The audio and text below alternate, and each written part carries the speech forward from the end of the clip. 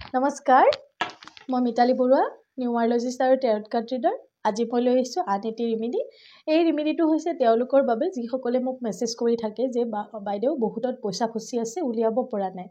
আচলতে পইচাৰ ক্ষেত্ৰত অকণমান সদায় চাই বুজিয়ে মানুহক ধাৰ দিব লাগে। যদি বহুত ডাঙৰ বিপদত পৰিছে তেতিয়াহে মানুহক ধাৰ দিব লাগে, কাৰণ পইচাৰ ক্ষেত্ৰতে মানুহৰ আচল স্বৰূপবিলাক ধৰা পৰে। গতিকে আপোনালোকে যদি তেনেকুৱা পইচা ফচি আছে, আপোনালোকে কি কৰিব, ৰাতিপুৱা 51 বাৰ 51 টাইমছ মৰ্ণিং আৰু সন্ধিয়া 51 বাৰ ইভিনিং 51 টাইমছ এই মেজিক ৱৰ্ডটো মাতিব, 21 দিনলৈকে মাতিব।